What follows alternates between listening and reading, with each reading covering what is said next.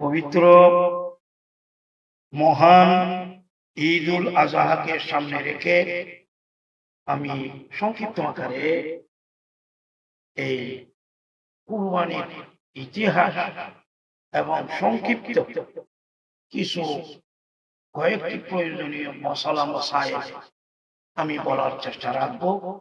আল্লাহ তাআলা যদি তৌফিক দান করেন আমাকে আমার পুত্র জ্ঞানে আপনাদের দোয়ায় আমি অতি সংক্ষেপে আলোচনা শেষ করার আমি চেষ্টা করি। ওমা তৌফিকি ইল্লা বিল্লাহ।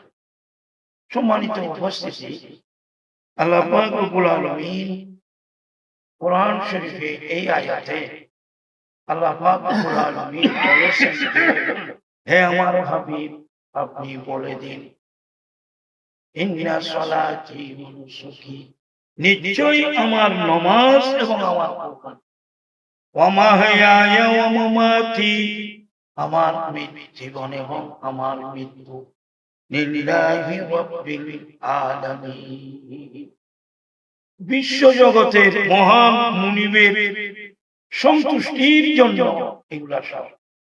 তাহলে আমাদেরকে নামাজ আদায় করতে হবে আল্লাহর সন্তুষ্টির জন্য, কুরবানি করতে হবে আল্লাহ পাকের সন্তুষ্টি অর্জনের জন্য। মানুষকে দেখানোর জন্য কেউ যদি নামাজ পড়ে বা কুরবানি করে, এটা আদায় এই আয়াতের আদায় হবে, নামাজও আদায় হবে না, কুরবানিও আদায়। আল্লাহ পাক রব্বুল আলামিন আমাদেরকে জীবন দান করেছেন, হায়াত দান করেছেন। এই আয়াত দ্বারা বোঝা যায় একমাত্র উদ্দেশ্য। এরপরে কুরবানির মতো একটি আর্থিক ইবাদতে মালির এখানে ইশারা করেছে। নামাজ হলো ইবাদতে বদনি, শারীরিক ইবাদত, আর কুরবানি হলো আর্থিক ইবাদত, টাকা পয়সার মাধ্যমে যে ইবাদত। তো এই যে কুরবানি, আগে বলি কুরবানি কাদের উপর ওয়াজিব। মুসলিম সমাজে এই কুরবানি যাকাত যাদের উপর ওয়াজিব বা ফরজ, কুরবানিও তাদের উপর ওয়াজিব। কুরবানির বিষয়টা ফিকহের কিতাব অনুযায়ী ওয়াজিব। তো যাকাত তো ফরজ। যাকাতের যে নির্দিষ্ট দুটি নেশাব আছে, একটা স্বর্ণের নেশাব আর একটা রূপার। স্বর্ণের নেশাব 7.5 ভরি, রূপার নেশাব 52.5 ভরি। আগে এক সময় রাসূলুল্লাহর জমানায় স্বর্ণ এবং রূপার দাম প্রায় কাছাকাছি ছিল, বেশি মনে হয় বেশ কম ছিল না। এই জন্য দুটোটা রেখেছেন, গরিবদের দিকে তাকায়ে দুটো নেশাব নির্ধারণ করেছে। সেখানে আমাদেরকে ধরতে হবে রূপার নেশাব, কারণ এটা 2 নম্বরে, এটার মূল্য কম। হিসাব করলে 52 ভরি রূপা 1 লাখ বা 1,20,000 টাকা পর্যন্ত হয়। তাহলে স্বর্ণ হলে তো 1 ভরি স্বর্ণ 2.5 লাখ টাকা হলে 7 ভরির দাম প্রায় 15-16 লাখ টাকা। এটা আমরা বাদ রাখি। 2 নম্বর নেশাব, রূপার নেশাব, এটা দিয়ে আমরা চিন্তা ভাবনা করব যে কুরবানি কাদের উপর ওয়াজিব হয়। 100 এবং 100 টাকা, 1 লাখ বা 1,20,000 টাকা যাদের বাড়িতে, যাদের ফান্ডে কুরবানির দিন 3 দিন, 10 তারিখ, 11 তারিখ, 12 তারিখ, 3 দিন কুরবানি করা যায়। চলিত মাসে অর্থাৎ জিলহজ মাসে, জিলহজ মাসের 9 তারিখ, 10 তারিখ, 11 তারিখ, না 10, 11, 12, 3 দিন। এই 3 দিনে যাদের কাছে 1 লাখ টাকা নগদ বা ক্যাশ থাকবে, এদের উপর কুরবানি ওয়াজিব হবে। আর যাকাত যাকাত পুরো বছর, যাকাতের এই নেশাবের টাকাগুলো পুরো বছর থাকলে বছরে একবার যাকাত দিতে হয়। আর কুরবানি, এই কুরবানির সময় 3 দিন, 10 তারিখ, 11 তারিখ, 12 তারিখ। আমরা তো বেশিরভাগ 10 তারিখেই করি, আগামী বৃহস্পতিবার 10 তারিখ তো। তাইলে 10, 11, 12 3 দিনের ভিতরে কারো কাছে যদি 1 লাখ টাকা থাকে, তাদের উপরে কুরবানি করা কি গেল। এরপরে আসেন, কুরবানি তো করবেন, কি একা করবেন নাকি শরীক নিয়ে করবেন? ছাগল করলে তো একটাই একবার, আর গরু, মহিষ, উট এগুলাতে 7 জনে মিলে করতে পারে। আচ্ছা, তাহলে যে 7 জনে মিলে একটা গরু বা একটা মহিষ বা একটি উট কুরবানি করবে, এদের সবাইকে ইন্নামাল আমালু বিন্নিয়াতের মিশকাত শরীফের প্রথম হাদিস অনুযায়ী নিয়ত সহিহ হতে হবে। নিয়তের মধ্যে 1 জন 2 জন যদি একটা বেনামাজি আর একটা যদি কি হয়, নিয়তের মধ্যে গোলমাল হয়, পাশের লোকেরা সবাই গোশত খাবে, আমার ছেলে মেয়েরা, আমার পরিবারে গোশত খেতে পারবে না, গোশত খাওয়ার নিয়ত নিয়ে যদি কেউ কুরবানি করে, তাইলে 7 ভাগের ভিতরে এরকম যদি একজনও থাকে, বাকি 6 জনের কুরবানি শেষ, নষ্ট, সবার কুরবানি ধ্বংস হয়ে বরবাদ হয়ে গেল। একটা মশলা পাইলে, এরপরে আরেকটা মশলা বলি। আরেকজন হুজুর আমাকে প্রশ্ন করছে, আমার জামা মসজিদে এই 2000 কেন্দ্রীয় খানাকা জামা মসজিদ বা ইমাম রাব্বানি জামা মসজিদে এক হুজুর প্রশ্ন করলেন, হুজুর শরীকি কুরবানির মধ্যে যদি 1 জন 2 জন যদি বেনামাজি থাকে, তাহলে বাকিদের কুরবানি কি আল্লাহ তাআলার কাছে গ্রহীত হবে? আমি সেই প্রশ্নের উত্তর আজকের জুমায় আমি বলছি আলোচনা। বেনামাজি 1 জন থাকুক, 2 জন থাকুক, 3 জন থাকুক শরীক, বাকি নমাজি যারা আছে এদের কারো কুরবানি আদায় হবে না, কবুল হবে না। দলিল হলো এই আয়াত, যে ইন্না সালাতি ওয়া নুসুকি ওয়া মাহইয়ায়া ওয়া মামাতি লিল্লাহি রাব্বিল আলামিন। নামাজ হইতে হবে আল্লাহকে খুশি করার জন্য, নামাজের পরে কুরবানির কথা। তাহলে নামাজের পরে কুরবানির কথা কেন আল্লাহ তাআলা বললেন? তাহলে নামাজ ছাড়া কুরবানি হবে না। নামাজ পড়া যেভাবে ইবাদত, কুরবানি করাও সেভাবে ইবাদত। এই জন্য পাশাপাশি দুটা বলার কারণ হলো, আগে প্রথমটা ছাড়া দ্বিতীয়টা কবুল হবে না। কোন বেনামাজির কুরবানি এই জন্য আল্লাহর কাছে কবুল হবে। কেউ যদি বলে হুজুর অন্তত ইবাদত যাই করতেছে তা যদি কবুল না হয়, তাইলে এরা তো উৎসাহিত হবে না, ইবাদত করতে চাইবে না। আপনি এটা কি বলেন? এটা তো ঈমান আকীদার বিষয়। নামাজটা হলো যেটা না হলে মুসলমান থাকে না। কুরবানি করার কয়েকটা শর্ত আছে।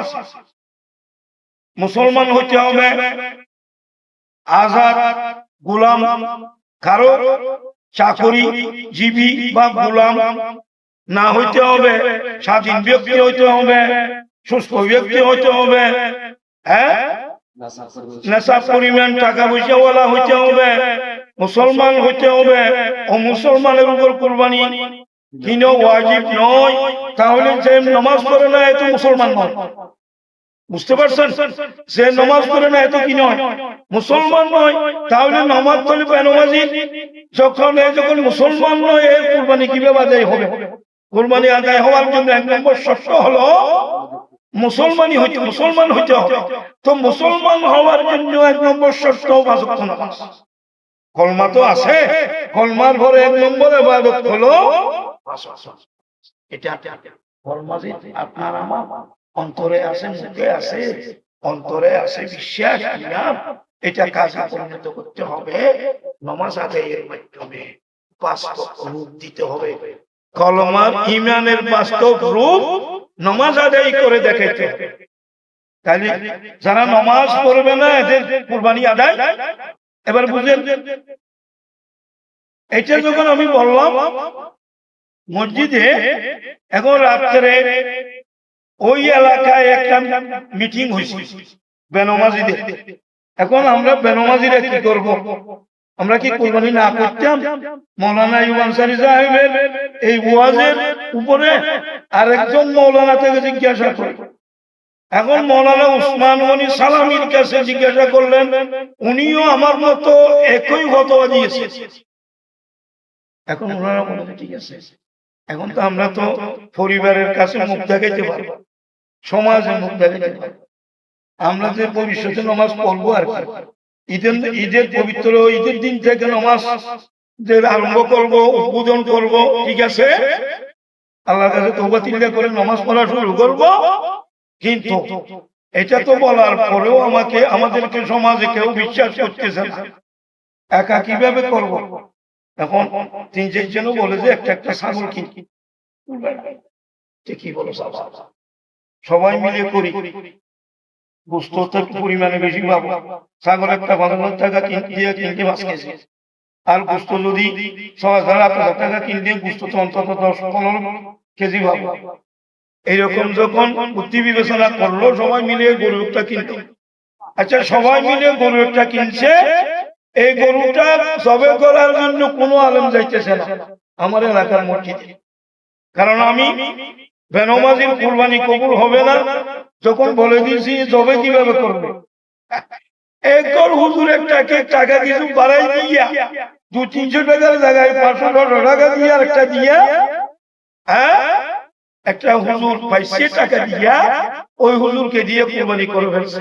আচ্ছা, কুরবানি হুজুরকে দিয়ে করলেও, বিসমিল্লাহ দিয়ে জবে করলেও জবে হালাল হয়, কিন্তু এই কুরবানিটা কি হইছে? বেনমাজির কুরবানি হবে হবে না। যাই হুজুরদের ফতোয়ার উপরে কোনো কথা নাই ভাইজানেরা। বিশ্বের মুসলমানরা আমরা কিতাব দেখেই কথাগুলো বলতেছি, এমনি বলতেছি না। আর আমি যেগুলো কোরআন হাদিস বললাম এগুলো তো টুকিটাকি আমি ব্যাখ্যা দিয়ে এখান থেকে ইশারা করলাম। যাই হোক, কুরবানির ইতিহাস আপনাদের তো জানা আছে। সর্বপ্রথম ইতিহাস ছিল, এই ইতিহাস হাবিল কাবিল থেকে এই ইতিহাস এসেছে। ওখানে কুরবানির প্রশ্ন এসেছিল, হাবিল এবং কাবিল এরা বাবা আদমের 2টা সন্তান ছেলে, তাদের আরো 2টা একসাথে মায়ের গর্ভ থেকে হয়েছে, যেরকম মায়ের বোন ছিল। হাবিলের সাথে যেটা হয়েছে ওইটা খুব সুন্দরী, আর কাবিলের সাথে যেটা হয়েছে এটা সুন্দর কম। এই জন্য কাবিল বলছে যে কাবিলেরটা সুন্দরী, হাবিলেরটা কি কারটা সুন্দরী বেশি? কাবিলের বাঘের যেটা ওটা সুন্দর কম, হাবিলের বাঘেরটা সুন্দর বেশি। নিয়ম অনুযায়ী একবারের ছেলে আর একবারের মেয়েকে বিবাহ করবে, এটা নিয়ম ছিল। এখন তো একসাথে 2জন হলে একসাথে 2জনের ছেলে মেয়ের কি বিবাহ আছে? নাই। তখনও একসাথে 2টা বিবাহ ছিল। প্রথমবারে যেটা হচ্ছে যে 2টা, সেই 2টাকে পরের বারের 2টার সাথে বিবাহ দিত। এখন কাবিলের বাঘে যেটা পড়ছে মা বাবার সিদ্ধান্ত মতে এটা সুন্দর নয় বলে আমি মানব না। তো এখন আদম আলাইহিস কি করবে? বলে তাই কুরবানি করো। কুরবানি কি? এখন কাবিলে করত ছাগল বেড়া সরাইতো, হাবিলে চাষাবাদ করত। তুমি যে চাষবাস করো ওগুলো নিয়ে মাঠে রাখো, একে বলছে যে তোমার ওই ছাগল বেড়া নিয়ে এখানে রাখা, আকাশ থেকে একটা আগুন এসে এটা জ্বালিয়ে দেবে, যারটা জ্বালাইবে মনে করব আমরা এর কুরবানি আল্লাহ কবুল করেছে। এখন আল্লাহ এই কুরবানি কোন থেকে এসেছে? কোরআন শরীফে আয়াত আছে, আমি কথা বেশি লম্বা হয়ে যাবে এই জন্য আয়াত দিয়া আমি বলতেছি না, ঠিক আছে? তো এখন আল্লাহ পাক রব্বুল আলামিনের সিদ্ধান্ত অনুযায়ী এখানে হাবিলের কুরবানি কবুল হয়েছে, কাবিলটা কবুল হয় নাই। এখন এই কুরবানি অনুযায়ী কাবিলকে খুব সুন্দর গুণকে বিবাহ করতে হয়েছে। আমি সুন্দরটা বিবাহ করবো, আমি সুন্দরটা বিবাহ করবো, সুন্দরটা বিবাহ করবো, আমি এটা মানবো না। এই কোরবানি এই পরীক্ষা আল্লাহর পক্ষ থেকে, এগুলো আমি মানবো না। এখন করছে কি, বাবা তো মাও ওনাদেরকে রাখতে পারে নাই দমাই, ওনারা এই দুজন পাহাড়ে গেছে, পাহাড়ে গিয়ে একজন একজনকে হত্যা করছে, হত্যা করে কাবিল হত্যাকারী হাবিলকে হত্যা করেছে। এখন ছোট ভাই হাবিলকে হত্যা করার পর কাবিল কাঁধে নিয়ে নিয়ে পাহাড়ের এখান থেকে ওখানে ঘোরাফেরা করতেছে, লাশ কিভাবে দহন করবে সেটা এরা জানত না। এখন ওই সূরায় ওইটাও আছে যে আল্লাহ তাআলা দুইটা কাক পাঠাইছে, ঘোড়া কাক পাঠাইয়ে একটা আরেকটাকে মেরে ফেলছে, মেরে ফেলার পর গর্ত করে একটা কাক আরেকটা কাককে মাটির ভিতর দহন করতেছে, সেটা ওনারা ওই ভাই কাবিল দেখতেছে। ওটা দেখে খবর খনন করে গর্ত করে হাবিলকে ওই গর্তে দহন করছে কাক। তাইলে যার নামে দুই নক্তাওয়ালা কাব আছে, এটা মনে রাখবেন। তাইলে এই হত্যার ইতিহাস ওখান থেকে, এই জন্য সারা বিশ্বের মধ্যে এখন পর্যন্ত যত মারার হয়, যত মারামারি হয়, হত্যা হয়, যে হত্যা করে শরীয়তের বিধান মতে একে কি করতে হয়? কিসাস দিতে হয়, একেও মারি ফেলতে হয়। মারি ফেললে তো গুনাহ থেকে মাফ হবে, যদি মারি ফেলা না হয় তাহলে বরাবর গুনাহ হবে, কিয়ামতে ওই গুনাহটা থেকে যাবে। এখন যে মারছে এই পরিমাণ গুনাহ পাবে ওই কাবিল সর্বপ্রথম হত্যাকারী। এই জন্য শরীয়তের মশলা মতে এও তার অনুরূপ গুনার বাগী সমস্ত হত্যাকাণ্ডে কাবিলের আমল নামায় লিখা হবে। নাউজুবিল্লাহ বলবেন না, না সুবহানাল্লাহ বলবেন, সুবহানাল্লাহ বলেন। তাহলে দেখেন কুরবানির প্রথম ইতিহাস বাবা আদম ছেলেদের ওখানে। দ্বিতীয় ইতিহাস ইব্রাহিম আলাইহিস সালাতু ওয়াস সালাম, আপনারা জানেন ইসমাঈল আলাইহিস সালাতু ওয়াস সালামকে কুরবানি করার জন্য মিনা বাজার নিয়েছে, মিনায় নিয়েছে। এই জন্য হাজী সাহেবদেরও কুরবানি করার জন্য মিনায় যেতে হয় এবং মিনায় অবস্থান করা সুন্নাত। তো ইসমাঈলকে মিনায় নিয়ে যাচ্ছে। এখন তো এমনিতে নিয়ে গেলে টানাটানি হিসড়া হিসড়ি হবে, বাপের কথা ছেলে মানতে চাইবে না।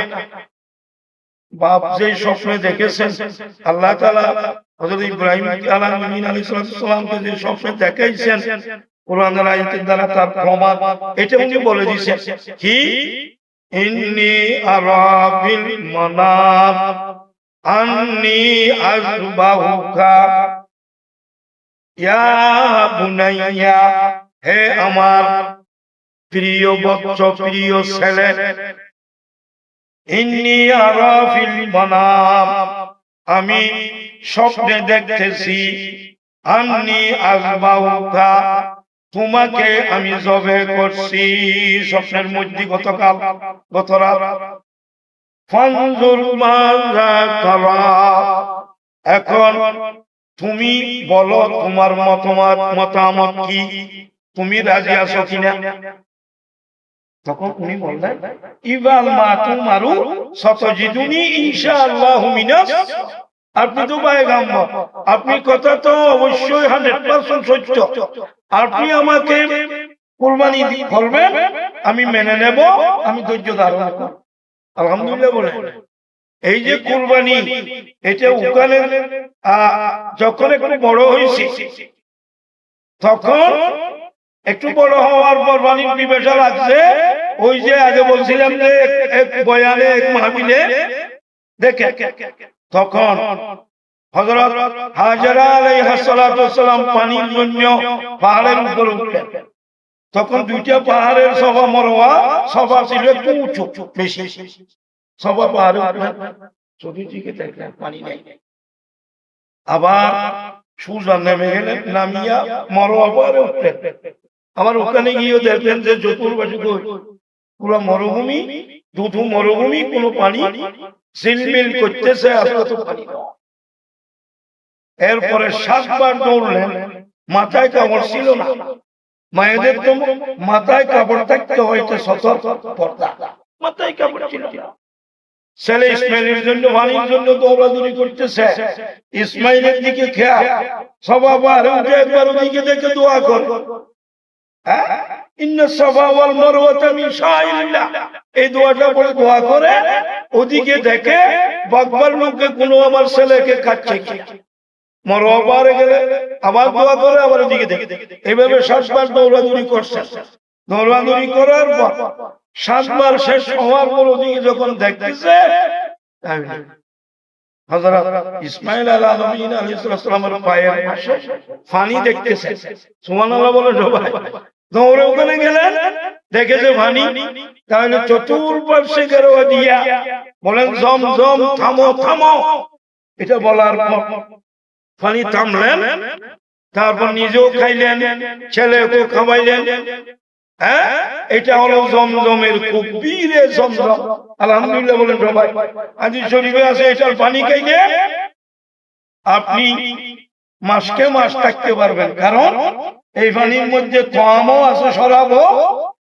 হাদিস শরীফে আছে এই আপনার জমজমের পানির মধ্যে খাবারও আছে, পানীয় পিপাসা নিবারণও আছে। আলহামদুলিল্লাহ এই পানি খাবার। তাহলে সভা মরওয়া দৌড়া হাজিদের জন্য ওয়াজিব। ছেলের জন্য পানি তালাশ করতে সভা মরওয়া দৌড়েছেন, মাথায় কাপড় ছিল না। হাজী সাহেবদেরও এহরামের কাপড় থাকবে একটা গায়ে, একটা লুঙ্গির মতো ফরাই থাকবে, মাথায় কোনো কিছু থাকবে না। ওই মা হাজেরার মতো মাথায় কাপড় নেই। তাহলে মা হাজেরা এবং ইসমাইলের ইতিহাস, বাবা হযরত ইব্রাহিম আলাইহিস সালামেরও ইতিহাস এখানে আছে। একটু বড় হওয়ার পর উনি নিজের ছেলেকে নিয়ে মিনায় নিয়ে যাচ্ছে। মাকে বলছে যে 17 বছর না 7 বছর 9 বছর হয়েছে, একটু ভালো হয়েছে। সে অবস্থায় 11 বছর বলে যে একটু সুন্দর করে কাপড় চোপড় পরিয়ে দাও, আমি একটু বেড়াইতে নেব ছেলেকে, এরকম বলছে। আসল কথা তো তখন বলে নাই মাকে, কারণ বাপ যতটুকু সহ্য করতে পারে ছেলেদের ব্যাপার, সন্তানের ব্যাপার মা সহ্য করতে পারে। বাপ এত বড় পরীক্ষায় কিন্তু পাস করে যাবেন, 1 ক্লাস পাবেন, কিন্তু মাকে এটা বললেন না। বাপ তো পয়গম্বর, আল্লাহ ওহী দিয়ে জানিয়ে দিয়েছেন ছেলেকে কুরবানি দিতে হবে। নিজে কনফার্ম হয়ে গেছে আমি ছেলেকে অবশ্যই কুরবানি দিব। এটা কিন্তু মাকে বলেন নাই, বললে অসুবিধা কি হইতো? মা মন তো নরম, ছেলের ব্যাপারে, সন্তানের ব্যাপারে এরা তো সবসময় নরম। এরা বুঝে উঠতে, ধৈর্য ধরে উঠতে মা পারবে না বলে মাকে বলে নাই, নিয়ে যাচ্ছে। তারপরে তো শয়তান প্রথমে মাকে ধোঁকা দিতে গেছিল। মা যেন বলেছে আমার স্বামী তো পয়গম্বর, তো পয়গম্বর তো একটা কাজ অযথা করবে না, ছেলেকে কুরবানি জবে করার মতো করে এইভাবে কি ছেলেকে কোথাও নিবে? আমি আমার সংক্ষিপ্ত করতেছি।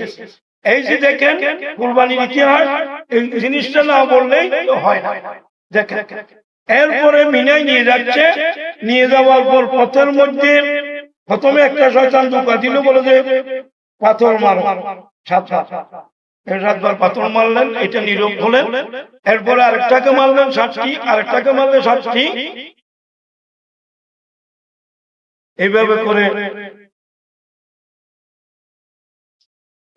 করে তো 7টি মারার পরে ওখানে নিয়ে গেলেন, ওখানে কুরবানি দিলেন। কুরবানি দেওয়ার পরে তারপরে তুমি তো বলে আসছিলেন ছেলে যে আমি ধৈর্য ধরবো, আপনি আমাকে ইবান মা তোমার সতজিদুনি ইনশাআল্লাহু মিনাস সাওয়াবিন, আপনি আমাকে কুরবানি দিবেন, কোনো সমস্যা নেই। তো আমার একটা কথা থাকবে আপনার কাছে, আপনি আমাদের ভালো করে রশি দিয়ে বেঁধে ফেলবেন, যাতে আমি হাত পা নাড়ার সময় আমার পায়ের রক্ত আপনার গায়ে না পড়ে, জুব্বায় না লাগে। আপনার গায়ে লাগলে বেয়াদবি হবে, সুতরাং আমাকে বেঁধে ফেলবেন। এভাবে বেঁধে ফেলার পরে জবে করতেছে। এখন ছুরি দিয়ে জবে হচ্ছে না, ছুরির সাথে কথা বলতেছে, কেন জবে করতেছ না? ছুরির আওয়াজ হচ্ছে, কথা আওয়াজ বাইর হচ্ছে। ছুরি বলেছে আমার আল্লাহ বলতেছে আমাকে জবে না করার জন্য, আপনি বলতেছেন জবে করার জন্য, আমি কার কথা শুনবো? তো এটা বলার পরে উনি তো ফাঁস হওয়ার জন্য চিন্তা ভাবনা করতেছে, আমাকে যে স্বপ্নে দেখাইছে আল্লাহ, আমাকে এই পরীক্ষায় 100% 100% পাস হইতে হবে। সুতরাং এইভাবে করে উনি আবারও ফুস দিতেছে, আবার হচ্ছে না। এখানে ছুরির নিচে নাকি একটা ফিতল এনে লাগাই দিছে আল্লাহ পাক রব্বুল আলামিন। এরপরে আরশ আজিমে ওখানে তাকবীর, আল্লাহু আকবার, আল্লাহু আকবার, লা ইলাহা ইল্লাল্লাহ, আল্লাহু আকবার, আল্লাহু আকবার, ওয়ালিল্লাহিল হামদের আওয়াজ। আকাশ বাতাস ওখানে বাড়ি হয়ে যাচ্ছে, কম্পিত হয়ে যাচ্ছে। ওখানে ফেরেশতারা বলতেছে যে দুনিয়ার অবস্থা এত কঠিন হয়ে গেছে, আল্লাহ এত ভূমিকম্পের মতো হয়ে গেছে, আপনি একটু এটা একটু কি করেন, শান্তিময় করেন। ইব্রাহিম আলাইহিস সালামকে বললেন যে, জিবরাইল আলাইহিস সালামকে বললেন, হে জিবরাইল তুমি একটু তাড়াতাড়ি যাও, এখানে 40 বছরে লালিত পালিত করা একটি দুব্বা আছে, মোটা তাজা হয়েছে, এটা নিয়ে একটু তাড়াতাড়ি আমার বন্ধু হযরত ইব্রাহিমের খলিলুল্লাহ উপাধি লাভ করবেন একটু পরে দিনই, ওনার ছুরির নিচে ইসমাইলকে নিয়ে এই দুব্বাটাকে সেখানে দিয়ে দাও।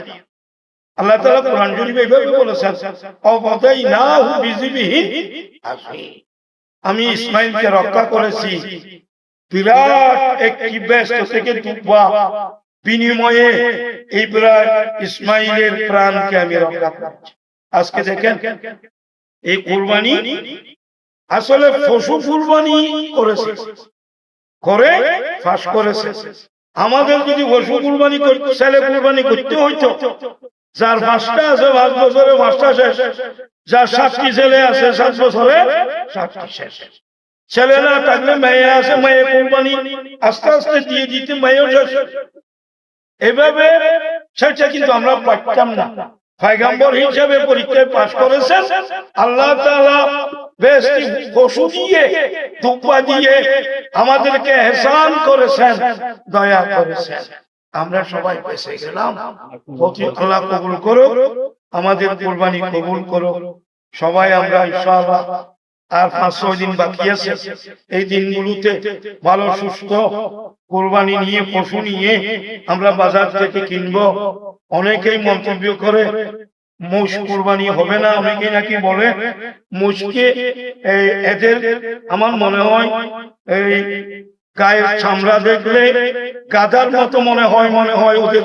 আমার মনে হয় যেখানে ফেকার মসলার মাসাইলের কিতাবে মোষকে বলা হয় জামুস, মোষ জামুসের কথা আছে, গরুর কথা যেখানে আছে, ইবিল উটের কথা যেখানে আছে, সেখানে মোষের কথাও আছে। আরো যারা একটু বেশি ডায়াবেটিস রোগী, এরা গরু গোস্ত কম খাওয়া ভালো, সামনে কম খাবে, এদের কাছে আমার পরামর্শ হবে এরা মোষ কুরবানি করবে। মোষের গোস্ত রোগীদেরও সবাই খেতে পারে। বড় বড় ডাক্তারদের পরামর্শ, আমারও পরামর্শ, মোষ দিয়ে কুরবানি করবেন। পয়সা সেম, অনেক সময় সেম টাকা দিয়া ছোট ছোট মহিষও পাওয়া যায়। আল্লাহ তাআলা আমাদেরকে এই কুরবানির মশলাগুলো, ইতিহাস এবং মশলাগুলো বুঝার এবং নিজেরা আমল করার তৌফিক দান করুক। وآخر دعوانا أن الحمد لله رب العالمين. السلام عليكم ورحمة الله تعالى وبركاته.